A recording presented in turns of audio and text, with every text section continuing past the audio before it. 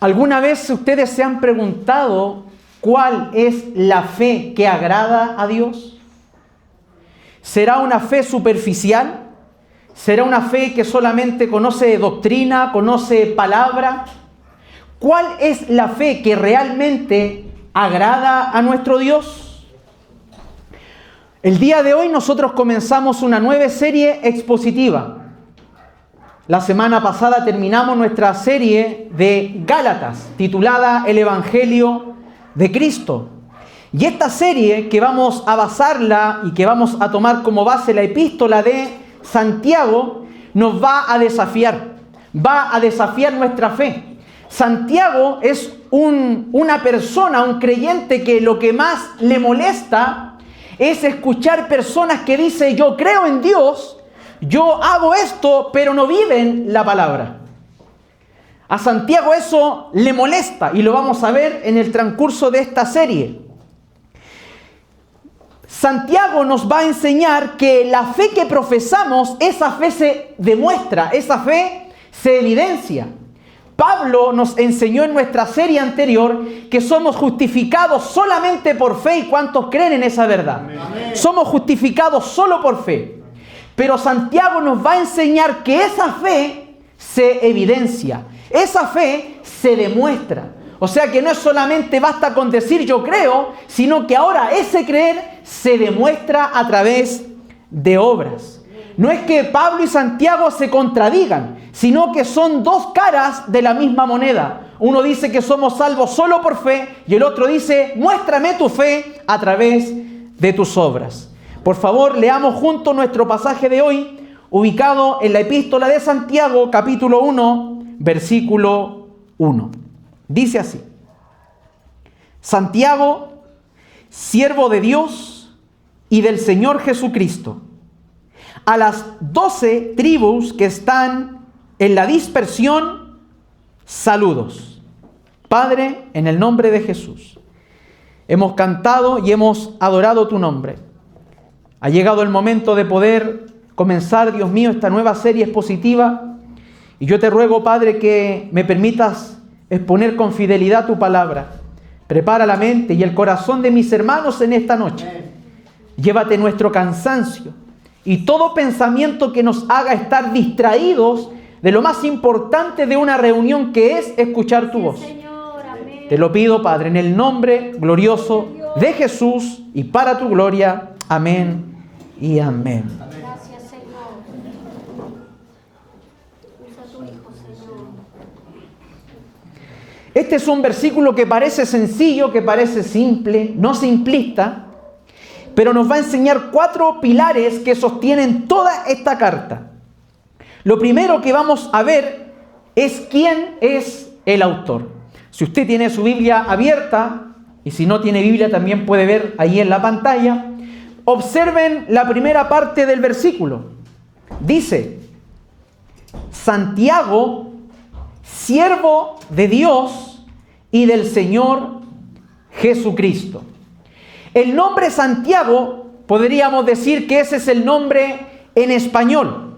En el griego es Jacobos y en hebreo es Jacob. Y la mayoría de las traducciones antiguas le dan el nombre de Jacob o Jacob. Ahora, en el Nuevo Testamento, cuando usted va al Nuevo Testamento, va a encontrar 4 personas que tienen el nombre Jacobo. Y tenemos que descubrir cuál es el Jacobo que escribe esta carta, o esta epístola, mejor dicho.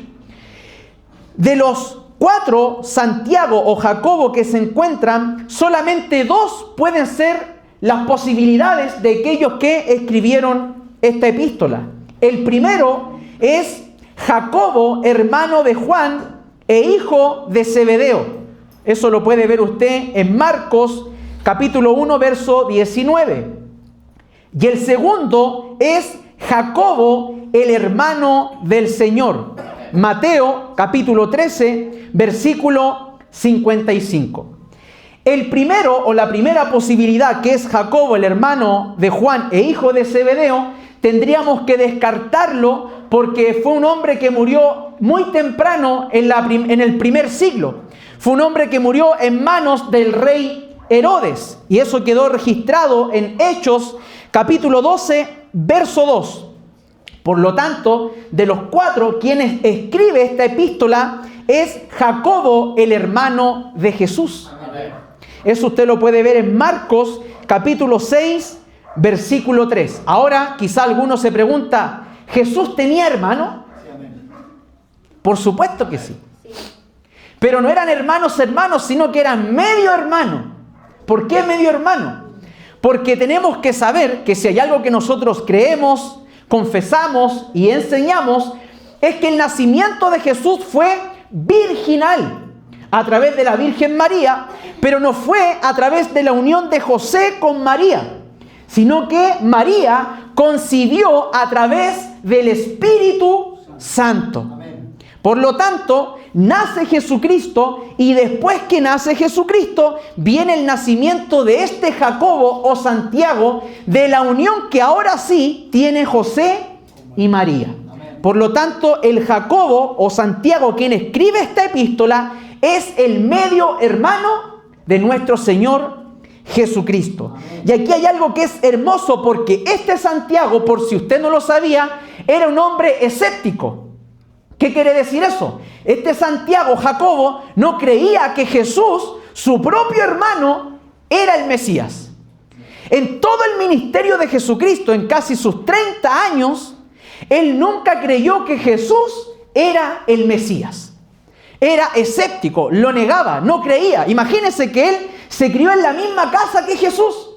Creció con Jesús. Quizás muchas veces se preguntó, por eso que Jesús nunca mentía. Por eso que Jesús nunca hacía maldades, nunca se portaba mal, porque fue un hombre perfecto. ¿Cuántos dicen amén? Amén. Jesús fue un hombre perfecto, ni mintió. Entonces, este Jacobo o Santiago, en un comienzo, casi en los 30 años de Jesús, no creyó que su propio hermano era el Mesías.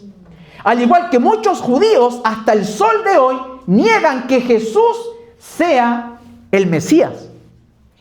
Pero, amados hermanos, llega un momento que Pablo registra en 1 Corintios, capítulo 15, versículo 7, y ¿sabe lo que dice ahí? Que Jesucristo, ¿cuántos creen que Jesucristo murió? Amén. Pero ¿qué pasó después? Resucitó. Cuando Jesucristo resucita, a uno de los que se le aparece es a su propio hermano Santiago o Jacobo. En ese instante, en ese momento, la vida de este hombre escéptico cambia por completo. Ahora que ve al Cristo resucitado, ahora cree que Jesús sí es el Mesías. Por eso que aquí Santiago cree que el Señor resucitado que se le apareció fue el que transformó completamente su vida. Por eso que Pablo se refiere a él, que Santiago Jacobo es el hermano del Señor. Y además Pablo, en la carta de los Gálatas que vimos, en el capítulo 1, verso 19, Pablo lo incluye dentro de los apóstoles. Recuerde que en un momento Pablo dice, no vi a nadie más que a Pedro, a otro apóstol más, y incluye a Jacobo, a Santiago. Pablo también considera a Santiago, el escritor de esta carta, como uno de los líderes principales. Recuerde que en Gálatas Pablo dijo que eran los pilares, eran columnas, personas principales de la iglesia en Jerusalén. Amén. Pablo eso lo escribe en Gálatas capítulo 2, verso 9. Por lo tanto, hermanos, Santiago, el autor de esta carta, no era cualquier persona, era el medio hermano de Jesús. Era un líder principal de la iglesia primitiva en Jerusalén. Además, cuando vamos al libro de Hechos, capítulo 15, podemos ver que ahí se registra que fue uno de los personajes que presidió el concilio en Jerusalén. No sé si ustedes recuerdan de la carta a los Gálatas, donde habían unos problemas de los judaizantes que exigían a los creyentes gentiles que se circuncidaran y guardaran la ley mosaica. Luego de esos problemas, ¿dónde tuvo que ir Pablo?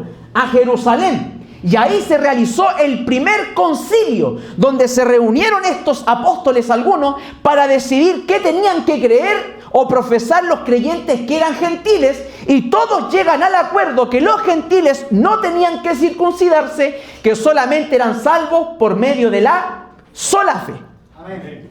Entonces, de los que estaban en ese concilio era Jacobo o Santiago, el escritor de esta carta. Ahora, hay historiadores del siglo I, como por ejemplo Flavio Josefo, que registra que Santiago murió como un mártir en el año 62 después de Cristo.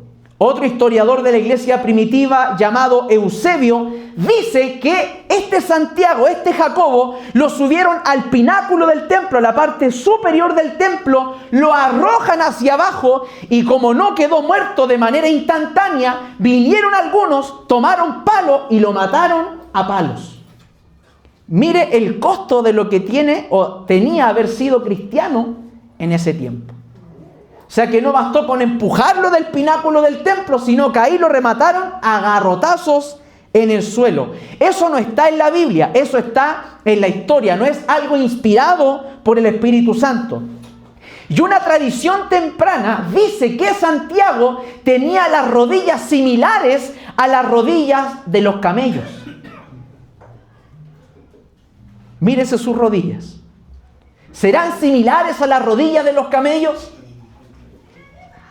¿Tendrán alguna cicatriz, algún callo por ahí?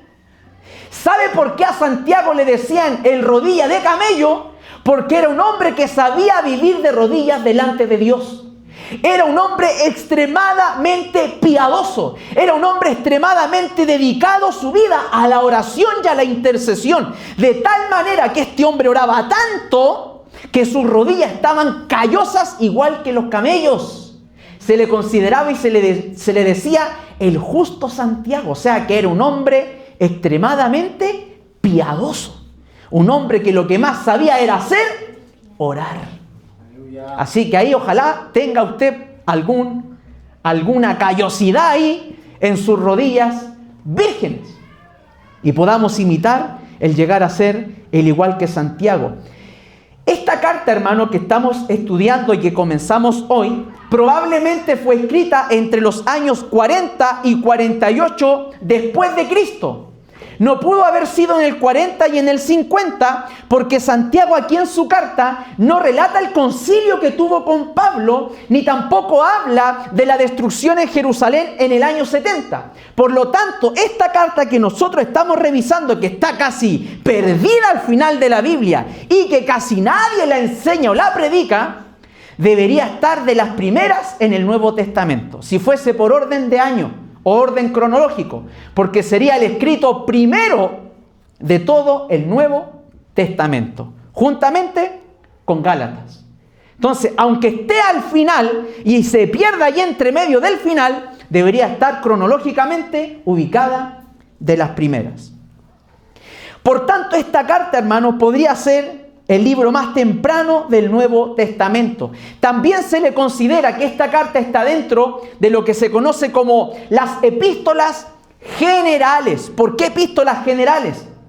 Porque hay epístolas que son pastorales, como Primera y Segunda Timoteo y Tito, que Pablo le escribe a Timoteo para que llamara a hombres fieles al ministerio, fieles al pastorado, al diaconado. Y también habían cartas dirigidas, como Pablo dirige una carta a una ciudad, como la que vimos nosotros, a Gálatas, a Corintios. Pero esta carta de Santiago se le considera como carta general porque no va a una ciudad en particular, ni tampoco va a una persona en particular, sino a todos los creyentes judíos que estaban dispersos por diferentes partes de Roma.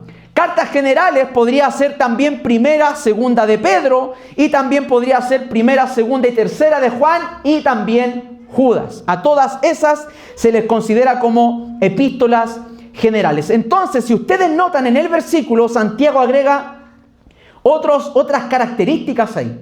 Dice Santiago, siervo de Dios y del Señor Jesucristo. Y eso es interesante. Porque Santiago, mire, si nosotros quizá hubiéramos sido los escritores de alguna carta, diríamos, yo soy Santiago, soy el hermano de Jesús. Pero Santiago muestra humildad. Y él, en vez de mostrar que era el hermano de Jesús, él dice, Santiago, siervo de Dios y del Señor Jesucristo. O sea que a Santiago no le interesa mostrar la credencial ni decir soy el hermano de Jesús. Más bien le gusta decir soy esclavo de Cristo. La palabra siervo significa esclavo, viene del griego doulos. O sea que Santiago, hermano, prefiere reconocer que él es un siervo y esclavo de Dios y también del Señor Jesucristo. Y si ustedes notan, dice de Dios y del Señor Jesucristo. ¿Qué quiere demostrar Santiago? Que para él, Jesús, al que no reconoció en todo su ministerio terrenal, pero luego de la resurrección, su vida fue transformada. Ahora Santiago estaba reconociendo que Jesús estaba al mismo nivel que Dios. Tenían la misma autoridad. ¿Qué nos puede enseñar o qué principio podemos rescatar de esto? Hoy en día los hombres buscan títulos. Hoy en día los hombres buscan un reconocimiento. Hoy en día los hombres no se cansan de poner ahí en su Facebook, como los Facebook y las redes sociales son de plástico, y usted puede poner el nombre que se le antoje ahí. Puede ponerse Arcángel Miguel, Serafín Agustín y el nombre que quiera. Hoy en día los hombres en las redes sociales llenan todo. Pastor, evangelista, presbítero, anciano, diácono, apóstol, arcángel, X. Los hombres buscan ser reconocidos. Aleluya. Pero Santiago, si estuviera hoy y usara redes sociales, probablemente ni siquiera las usaría. Pero si tuviera que ponerse un nombre, él pondría Santiago, esclavo de Cristo. Gloria a Dios. ¿Quién se pondría así en su Facebook? ¿Quién se pondría Eduardo, siervo de Cristo, servidor de Cristo, esclavo de Cristo? O seguidor de Jesucristo. Entonces aquí Santiago nos enseña, hermano, que si hay algo que nosotros tenemos que hacer por más honra que Dios nos dé, es ser humilde. Amén. Santiago nos está enseñando acá, hermanos, que el nombre no importa, que el título, el cargo, el don no importa, que lo único que importa realmente a Dios es qué comunión tiene Él con Dios. A Santiago no le interesa lo que el hombre diga de él. A Santiago le interesa lo que Dios piensa de él. Y eso lo tenemos muy claro al ver que Santiago se presenta como esclavo de Cristo y además que Santiago era caracterizado por ser un hombre extremadamente piadoso, un hombre de oración, de ayuno, y que vamos a ver en su carta que lo que más le molesta a Santiago son esos creyentes que dicen yo oro, yo ayuno, pero no lo evidencian con su vida. Eso a Santiago le cae mal. El título más grande, hermanos, que nosotros hoy podríamos tener no es el de apóstol, ni de querubín, ni de serafín. El nombre más grande que nosotros podríamos tener hoy es siervo. Amén. Y lo que más falta hoy en día son siervos. Amén. Pero Santiago no escribe, hermanos, solamente para contarnos quién es. Santiago nos escribe, hermano, para que nosotros, para desafiarnos a nosotros. ¿Por qué Santiago escribe esta carta específicamente? Porque Santiago estaba cansado. Primeramente estaba animando a hermanos que estaban siendo perseguidos. Pero Santiago le estaba molestando de que había muchos que decían, yo creo en Cristo. Y Santiago dice, tú crees en Cristo, pero no veo obras. Y Santiago le dice, muéstrame tu fe a través de las obras.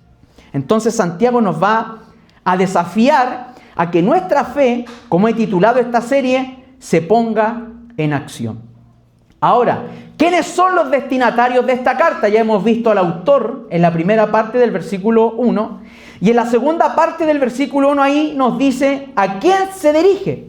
Si ustedes notan, dice, a las 12 tribus que están en la dispersión.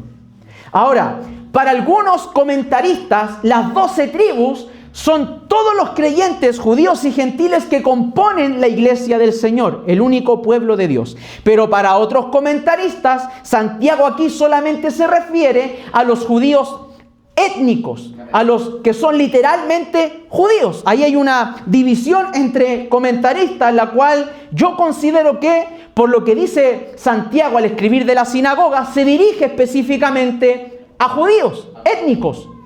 Pero eso no quiere decir que nosotros no apliquemos su carta a nosotros. Porque lo que más vamos a ver acá, mire, esta carta de Santiago no es una carta lineal como la que hace Pablo, donde empieza un tema y luego lo comienza a desarrollar de principio a fin. Santiago cuesta encontrar el hilo del desarrollo, porque Santiago dice un tema, después aparece con otro tema, después con otro tema y así. Es como que separara a un pastor a predicar diferentes temáticas a la iglesia. Más que algo expositivo, consecutivo, es más temático.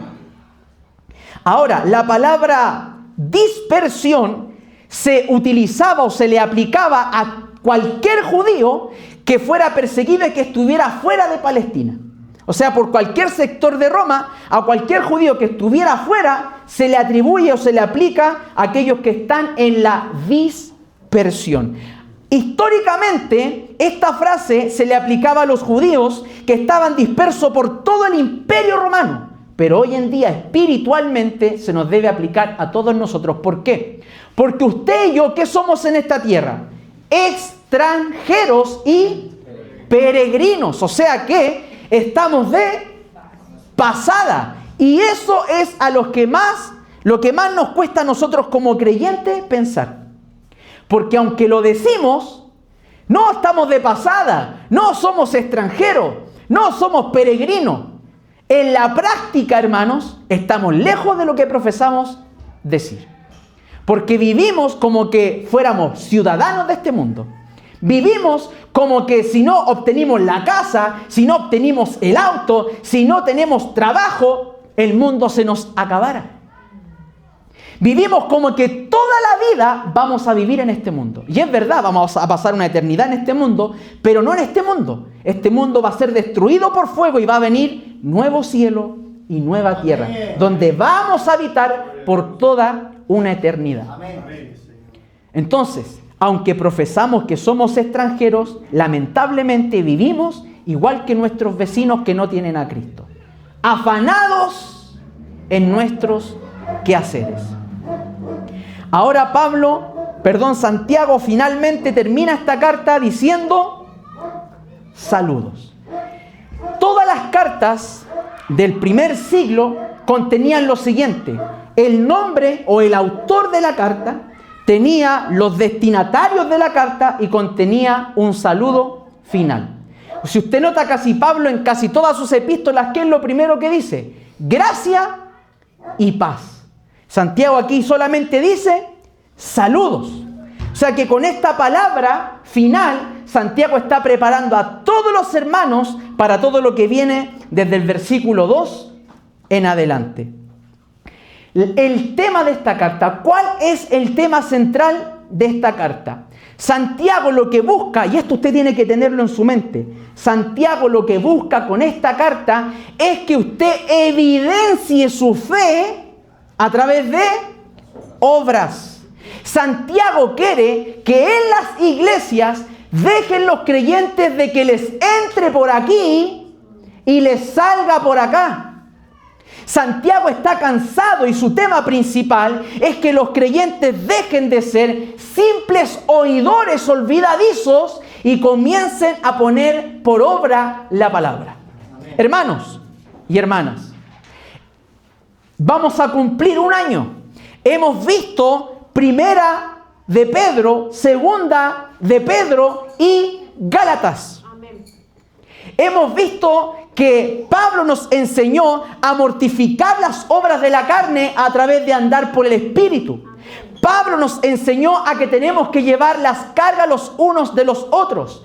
Pablo nos enseñó que nuestra fe debemos evidenciarla a través del fruto del Espíritu. Le pregunto en esta noche, ¿ha puesto usted algo por obra de lo que hemos venido viendo? Primera, Segunda de Pedro y Gálatas. Amén. ¿O solamente usted se ha preocupado de venir a escuchar, de venir a tomar apuntes y quedan ahí los apuntes guardados, pero nada usted ha puesto por obra? Ya, ese problema que hoy día tienen las iglesias llenas de creyentes buenos para oír y exigir una palabra trazada con precisión a sus pastores, porque yo he escuchado a muchos creyentes diciendo, no, quiero un pastor que trace con precisión, un hombre elocuente, ojalá teólogo, erudito, pero solamente para deleitar su oído. Porque cuando ahora el pastor dice, ojalá yo tuviera así como la misma exigencia de los hermanos hacia mí, ojalá yo tuviera hermanos que todo lo que yo les digo lo pongan por obra.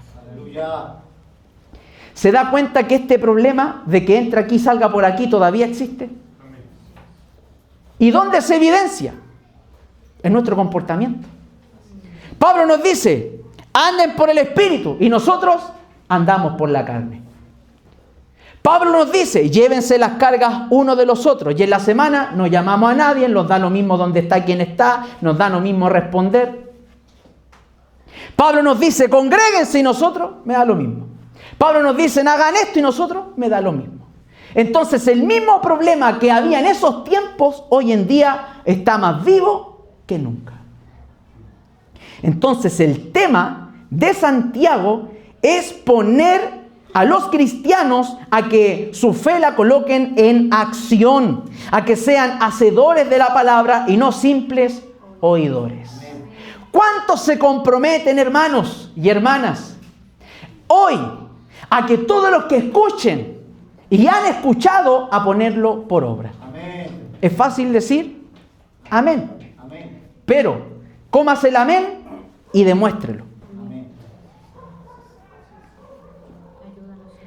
¿Cuál es el propósito de Santiago? El propósito de Santiago es liberar a los creyentes de una fe muerta, de una fe religiosa, de una fe superficial. ¿Por qué? Porque la verdadera fe, hermanos, es activa y queda evidenciada a través de nuestras obras. En otras palabras, Santiago lo que quiere es decirnos lo siguiente: hermano Eduardo, si tú predicas, iglesia, si ustedes escuchan y dicen que su fe es genuina, entonces demuéstrenla. Yo creo en Dios. A verlo. El diablo cree en Dios. Los demonios creen en Dios. Los demonios y el diablo creen en Cristo. Pero no se sujetan a su palabra ni viven su palabra.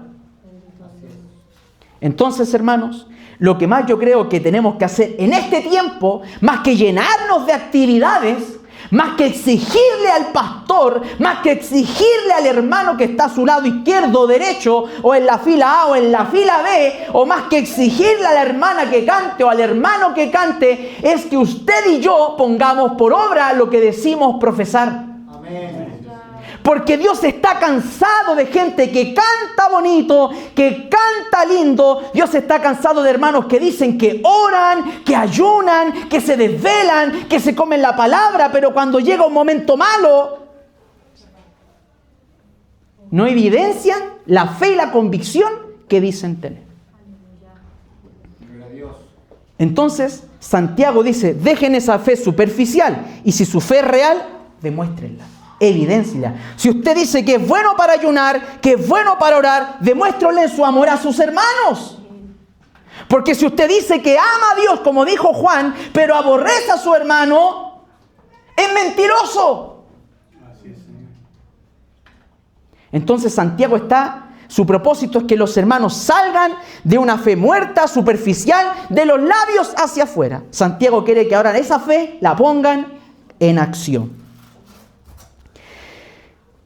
Mientras Pablo enfatiza que somos salvos por fe sin las obras de la ley, Santiago enseña que la fe que salva inevitablemente produce obras. No combinemos lo siguiente. Recuerden que Pablo nos enseñó que somos salvos solo por fe.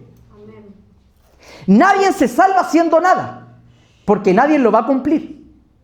Pero esa fe, si es viva, si es verdadera, ¿cómo se evidencia? Por obra. Mi amor se evidencia por obras. Es como una persona que dice tener vida. Si tiene vida, tiene pulso. El pulso no produce la vida, pero la vida produce el pulso. Así es la fe. Las obras no salvan, pero la fe que salva siempre obra. Se lo repito. Las obras no salvan, pero la fe que salva siempre obra.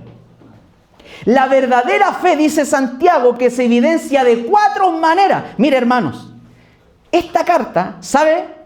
Dios nos va a utilizarla para que la pongamos de termómetro. Mire, yo puedo decirle que soy el hombre más espiritual desde el púlpito y mentirle a la cámara. Eso, hermano, cualquiera puede decir, no, yo sí que busco a Dios. Pero esta carta va a ser un termómetro. Esta carta va a decir, a ver, ven. Tú dices que eres un hombre de Dios, una mujer de Dios. Pongamos este termómetro llamado Santiago a ver si es verdad. Y Santiago, lo primero que nos va a decir en una de sus partes, va a decir, ¿tú eres un hombre de Dios, una mujer de Dios? Sí. ¿Y habla de tu hermano? Sí. Parece que no es tan así. A ver, tú dices que eres un hombre de Dios, una mujer de Dios. Sí. A ver, ¿qué pasa cuando estás en prueba, cuando vives momentos malos?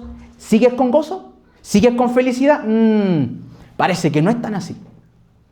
Entonces, esta carta va a ser un termómetro espiritual para cada uno de nosotros, que decimos ser espirituales.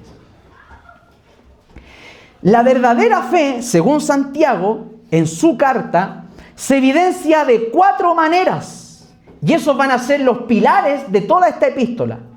La primera, el primer pilar, Santiago dice que la verdadera fe se evidencia cuando se persevera con gozo hasta el final, a pesar de las dificultades y el sufrimiento. El primer pilar. Ahí ya tiene un termómetro. ¿Qué pasa cuando vienen pruebas y vienen aflicciones? ¿Tengo gozo? ¿Tengo alegría? ¿Tengo contentamiento? Santiago dice, el segundo pilar, la verdadera fe, dice Santiago, se evidencia en el servicio espontáneo. Para Santiago, el que tiene una fe verdadera no se le manda ni se le obliga. Lo hace de manera espontánea. No hay que estarle pidiendo, lo hace solo. Eso lo vamos a ver en el capítulo 1 del 17 al capítulo 2, verso 26. El tercer pilar, Santiago dice que la verdadera fe se evidencia al hablar sabiamente. Eso lo vamos a ver en el capítulo 3, verso 1 al 4, 12. ¿Cómo están siendo nuestras respuestas?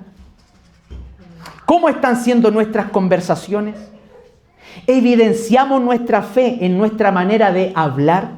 ¿Evidenciamos nuestra fe en nuestra manera de responder, de contestar? Y el cuarto pilar, Santiago dice que la verdadera fe se evidencia cuando se demuestra amor en las relaciones con los demás en sus vidas. Eso lo vamos a ver desde el capítulo 4, verso 13, al capítulo 5, verso 20. Les pregunto en esta tarde, ¿cómo está su relación con sus hermanos? ¿Cómo está su amor por sus hermanos? ¿Es un amor sincero o es un amor falso? Leía un libro hace unos días que decía, el que enseñaba, algunos aman por obligación. Porque tienen que amar y dicen, pues tengo que amarlo. Y otros aman porque quieren demostrar a Cristo. ¿Y sabe lo que más yo le pedí a Dios cuando leía ese libro? Señor, yo quiero amar a ese hermano o a esa hermana, no porque tengo la obligación de amarlo. Yo quiero amarlo porque es mi hermano en la fe. ¿Sabe lo que también él decía? Muchos van a la iglesia por obligación, por compromiso. Por eso yo les mandé en la mañana ese comunicado, porque me habló el Señor a mí. Porque muchas veces yo dije, y he dicho, no tengo de otra. Tengo que estar igual acá. Quiera o no quiera, tengo que estar acá. Para un hermano es fácil decir, me quedo, no voy. Pero para nosotros que estamos por delante, no puedo decir, que predique otro día. Yo me quedo en mi casa. Pero le decía, Señor, perdóname. Porque yo no quiero decir más esas palabras. No quiero decir más, tengo que predicar porque no tengo opción. Tengo que ir porque no tengo opción. No, Señor, yo quiero ir porque amo a mis hermanos. Yo quiero ir porque amo la iglesia. Yo quiero ir porque amo servirte. Yo quiero cambiar mi vocabulario, hermano. Yo a través de esta carta, yo la escogí porque necesito poner mi fe más por obra, más en práctica, que se evidencie mejor. Gloria a Dios. La escogí para mí. La escogí porque me cuesta demostrar mi fe. La escogí porque necesito que Dios a través de esta carta la tome como esas lijas gruesas y me la refriegue en el cuerpo. Me la refriegue en el alma y me pase ese cosito así que deja las tablas cepilladitas. Cepilladora. Quiero que Dios use esta carta de Santiago para que me pase toda la cepilladora y me deje como un palito bonito. Yo necesito, hermanos, esta carta aplicarla a mi vida. Porque todos los predicadores, hermanos, podemos caer en la tentación de solo hablarle a la iglesia. Y el predicador es el primero que Dios le tiene que hablar. Amén. Entonces, todo lo que salga desde acá, hermanos, primero yo tengo que aplicarlo a mi vida. Todo lo que está acá yo tengo que hablarlo a mi vida.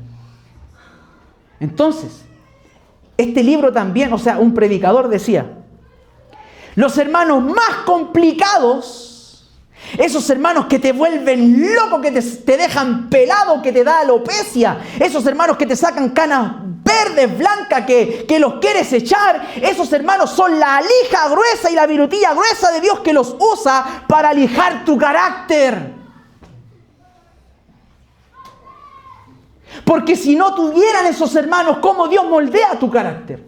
¿Cómo se va a evidenciar el fruto del Espíritu si esos hermanos que te vuelven loco no están? Si esos hermanos que nosotros no queremos que están. ¿Cómo Dios, hermano, va a hacer relucir la verdadera fe si todo va chévere en la iglesia? ¿Se imagina todos pensáramos iguales? ¿Se imagina que a todos les gustara el mismo color, el mismo predicador, todo igual? Una uniformidad. Claro, lindo llegaríamos al cielo sin ningún problema. Pero ¿cuándo trabajaríamos nosotros de moldearlos el carácter? Entonces, ese hermano, esa hermana que te vuelve loco, es la lija y el instrumento que Dios está usando para moldear tu carácter. Gracias, Señor. No para que retrocedas, no para que te decaigas, no. Cuando más quieras que ese hermano se vaya, es cuando más tienes que decirle, Señor, déjalo y gracias por ese hermano que moldea mi carácter. Porque antes no tenía dominio propio, pero con ese hermano he aprendido a tener dominio propio. Entonces, hermanos, la iglesia, dése cuenta que la iglesia primitiva, ¿quiénes habían? Judíos y gentiles. Tenían los tremendos problemas. Unos alegaban que no se podía comer carne, otros que comían pura ensalada, otros que no se podía beber tanto vino, otros que no se podía beber vino, unos que había que alimentar a las viudas judías, otros, hermanos, tenían los tremendos problemas en la iglesia. Nuestra iglesia no está libre de eso. Amén. Y entre más seamos, más lijas van a llegar a la iglesia. Y de todas las medidas, porque usted sabe que hay lija al agua y hay otras lijas que son para palo. Y quizás Dios va a entrar acá una cepilladora. Y prepárate cuando llegue esa cepilladora humana. Y dale gloria a Dios que lleguen esas cepilladoras. Porque no hay otra manera, hermano y hermana, para moldear nuestro carácter. Quizás la lija y la cepilladora es tu esposa o tu esposo. O quizás tus hijos. O quizás tus hermanos son la lija que Dios ocupa para moldear tu carácter. Pero ¿sabe qué? Dale gracias a Dios. Porque tanto esa lija gruesa como esa lija fina tienen que trabajar juntas. Todos nosotros venimos como lija gruesa. Y Dios en todo este trayecto nos ha afinado para ser instrumentos en sus manos. Entonces, hermanos, esta carta trata el mismo problema que tenemos hoy. ¿Cuál es el mayor problema que tiene la iglesia de este siglo? ¿Sabe cómo se llama? Inmadurez espiritual. Lo que más tiene la iglesia son niños espirituales. Yo veía las redes sociales, hermano, con lo que está pasando en la política y con lo que está pasando con algunos predicadores que están trayendo de afuera, combos van, combos vienen. Piedrazos para allá, piedrazos para acá. Hermano, ¿no les da vergüenza la causa de Cristo? Que lo inviten, que no lo inviten. Que se robaron, que no se robaron. Que el anterior, que el posterior, que los dos para atrás, que el actual, hermano, andan peleando por niñerías. Entonces lo que más tiene la iglesia hoy son niños espirituales. ¿Cómo vamos a andar dividiendo la iglesia de Cristo? Por estupideces, hermano. Mire, si su hermano es de allá y el otro es de acá, en la iglesia que eso no cause división. Respételo, respételo, no se metan en problemas. Si hoy en día, ¿sabe dónde más se ejecuta el problema? En las redes sociales. ¿Viste lo que publicó? ¿Viste lo que te dijeron? ¿Viste lo que puso? ¿Viste a quién le dio me gusta? ¿Viste a quién le dio like? ¿Viste? Hermano, que todas esas cosas aprendamos a vivir con diferencias. Si alguien considera que el rojo es lindo y otro que el verde es lindo, hermano, respétense. ¿Cómo vamos a andar peleando si nosotros no pensamos todos iguales? No todos hemos vivido, hermano, las mismas experiencias antes de llegar al Señor. Entonces todos, entiendan esto, todos en la iglesia pensamos de manera diferente. Y el amor, ¿sabe dónde se va a demostrar? Cuando usted, a pesar de esas diferencias, sabe respetar y amar a su hermano. Cuando a usted no le gusta ese coordinador y usted, a pesar de esa diferencia, dice, por la causa de Cristo, Dios usa a ese hermano o usa a ese hermano. Que aunque a usted no le guste ese predicador, diga, Señor, úsalo para tu gloria. Hermanos, dejemos las divisiones de lado. Amén. Mire, salgamos de la niñería espiritual y ya crezcamos, por hermano. No puede ser que nos denominemos una iglesia bíblica y andemos peleando igual que los niños chicos, acusándonos igual que los niños chicos. ¿Por qué mejor no aprendemos a convivir con nuestras diferencias, hermano? Porque, ¿sabe? Lo único que causan es andar como los niños chicos, porque parece una sala de jardín y a veces sala de cuna. ¿Sabe lo que va a traer? Pura división. Por eso aquí vemos lo que dijo Pablo. Si hay algún hermano que peca, que falla, que comete un error, restáuralo, ora por él. Pero sácalo de tu corazón. Porque el día de mañana tú puedes ser el que te equivoca. Y con algo mucho peor. Por eso, hermanos, yo hago un llamado en esta noche a que aprendamos a dejar las diferencias. Mira, el diablo las va a ocupar para destruir esta iglesia. Pero si usted pesca todas esas diferencias y se las mete al bolsillo y aprende a elevar a Cristo y la cruz de Cristo y lo que vale estar unido por Cristo, todas esas diferencias para usted no van a valer nada. Y va a llegar el día en que no le va a molestar cómo piensa su hermano o lo que su hermana quiere. Va a aprender a tolerarlo, va a aprender a no ser que sea ya pecado. Pero que las diferencias, por lo menos en esta iglesia, hermanos, no nos dividan. ¿Sabe por qué? Porque cualquier gesto malo, cualquier cosa mala, ¿sabe lo que produce en nosotros? Un decaimiento. ¿Sí o no que cuando alguien hace algo que no nos gusta, nos decaímos? A mí me pasa, yo no soy un querubín. Ando desganado, sin fuerza, me molesta. Pero ¿sabe lo que estoy tratando de hacer ahora? Diciéndole, Señor, aunque este hermano no piense como pienso yo, y aunque este hermano no haga lo que yo quiero que haga, o no viva el evangelio como yo quiero que viva, esa diferencia la tomo, la echo acá, y yo quiero seguir amando a mi hermano, por causa del evangelio y por causa de Cristo. Prefiero seguir unido con Él en la verdad y en la cruz de Cristo, que estar dividido con Él por algún gesto, palabra o algo que a mí me haya molestado. ¿No creen que es mejor? Entonces, hermanos, un llamado a que salgamos de la inmadurez espiritual. Mire, Santiago nos va a enseñar dos cosas. Que la fe puede evidenciar dos cosas.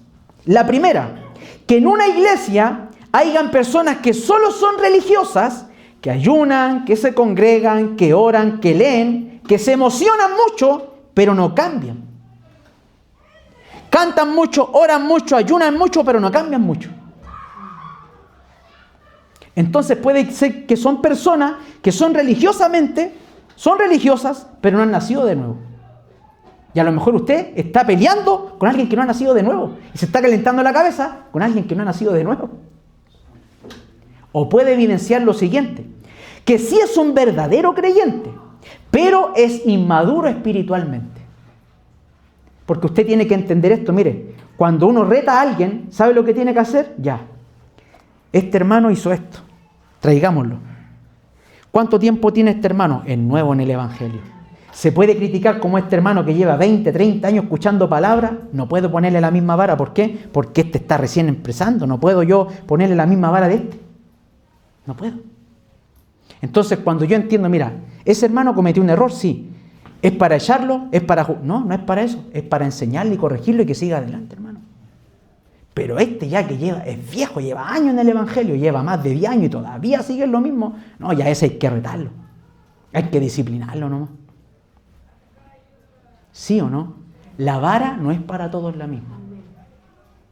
Entonces, de esa manera vamos a aprender a vivir. Yo no sé si en esta iglesia o tenemos el problema de que somos nueva criatura inmaduros, o también estamos conviviendo con personas que son religiosas. Pero eso lo vamos a verlo a través de toda esta carta de Santiago. Entonces ya vimos que el autor es Santiago, el hermano de Jesús.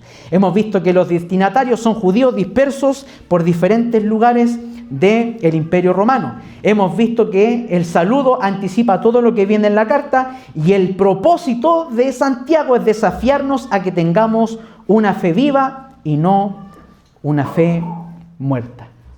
Si hoy, hermanos, examinamos nuestra vida, ¿hay evidencias de una fe genuina? ¿O hay más evidencias de una fe muerta? Un comentarista escribió lo siguiente, y con esto termino. Un comentarista dijo así: no todos los creyentes crecen o maduran. Hay una diferencia entre la edad y la madurez. El hecho de que un creyente haya sido salvo por un periodo de 10 a 20 años no significa que haya madurado en el Señor. Los creyentes maduros son creyentes felices y útiles, quienes ayudan a otros y a su iglesia local. ¿Se da cuenta? Un creyente inmaduro es aquel que vive amargado, que vive infeliz, que vive triste. Pero un creyente maduro es una persona que vive feliz porque sabe guardar las diferencias y seguir mirando la cruz de Cristo.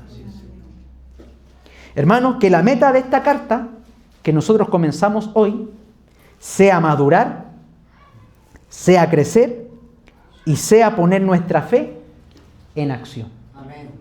Póngase de pie. Padre eterno, Dios todopoderoso, he predicado tu palabra, Dios. Esta carta tan importante, Dios, que a veces descuidada y dejada de lado, pero que nos va a ayudar a medir nuestra verdadera fe. Padre, usa esta carta para ayudarnos a madurar, para ayudarnos a crecer, para salir de la inmadurez espiritual y crecer, Dios mío, para tu gloria. Bendice a mis hermanos y hermanas en esta tarde. Oro para que todo lo que he dicho en esta tarde no nos entre por un oído y nos salga por el otro. Oro, Padre, para que en esta iglesia no hayan oidores solamente, sino hacedores de tu palabra. Confesamos, Dios, que como iglesia somos inmaduros. Confesamos que muchas veces nuestras diferencias, Dios, nos han causado un decaimiento espiritual. Pero hoy te rogamos, oh Dios, que podamos dejar todas nuestras diferencias de lado por buscar la unidad y la cruz de Cristo y exaltar su nombre. Que lo más importante no sea el prestigio de nuestro nombre, sino honrar el nombre de Cristo. Mi Dios, te doy gracias por la bendición que nos vas a dar de poder medirnos espiritualmente a través de esta epístola